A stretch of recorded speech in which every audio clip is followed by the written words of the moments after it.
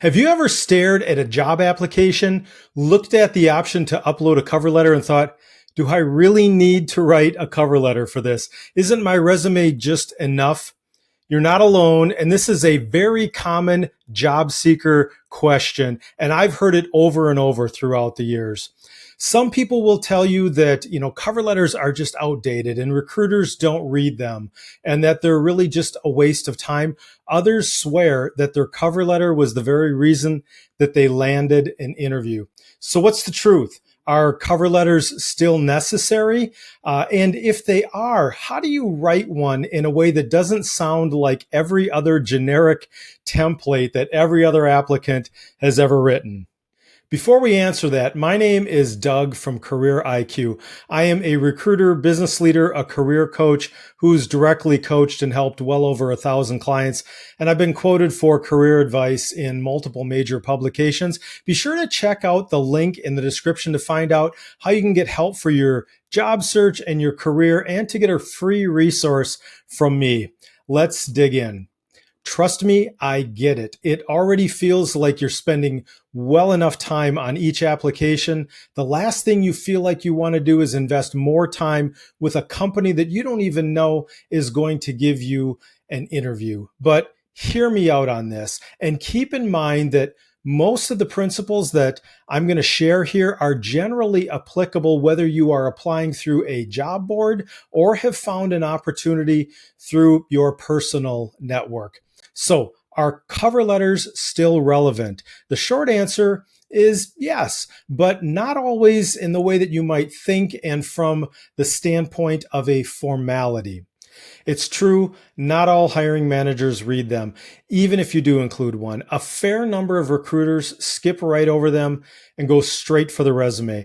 I also know other hiring managers that won't even read your resume unless it's accompanied by a cover letter.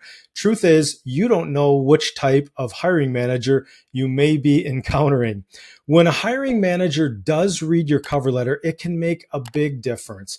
Think of this as your chance to speak directly to an employer and share basically your story behind your resume.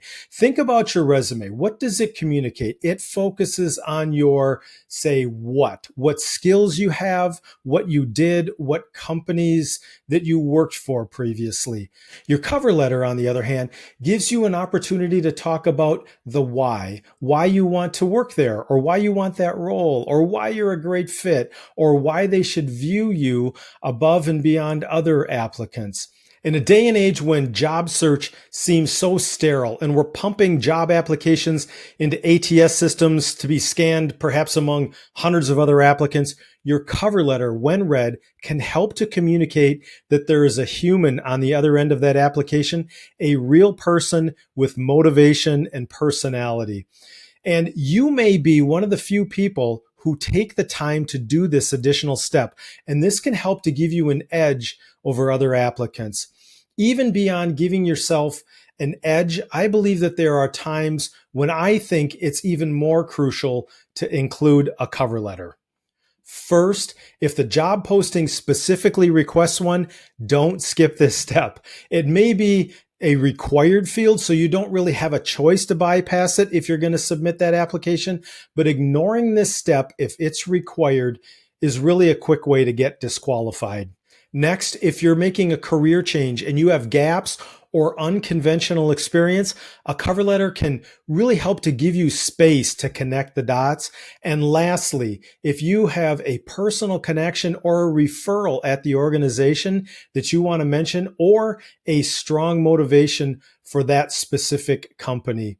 Even if including one is optional, writing a cover letter is usually worth the investment, especially for one of these particular situations. Before we dive into some practical steps, I'd love to hear from you. Consider taking a moment and drop a comment down below and tell me why you have or haven't used a cover letter in the past and what your experience has been. Like I said, I'd love to hear from you. Okay, let's get down to some practical steps. If you're going to write a cover letter, how do you write it in a way that doesn't feel like just a generic page that a recruiter will glaze over? Here's a few thoughts. Number one, start strong and skip the old "I'm writing to apply for" sort of opening. That's a bit overdone. Instead, start with a hook that shows enthusiasm and tries to make a connection. Perhaps something like, "I've admired XYZ's commitment to improving patient care. And when I saw this opening, I just knew that I needed to apply." Next, personalize it. If possible, address it to a real person, ideally like the hiring manager or the recruiter. Even if you can't find a name, make it specific to the role in the company. And while you're at it, check their socials, their website, their LinkedIn. Learn what you can about them to make a connection and demonstrate that you know who they are. Third, of course, this letter is about your experience, but frame it in a way that reflects on the employer's need and how you can deliver value. Simply shift your mindset from "here's what I want" to "here's how I can help you" can make a huge difference. And number four, in an abbreviated format, share your story, the reason behind a transition, how you solved a problem or led a project or created an impact. Keep it concise, but give them a peek into how you work and any unique circumstances in your situation, say like a career break. Remember to keep it tight and focused. Your cover letter should be no more than 1 page max, ideally 3 to 4 short paragraphs.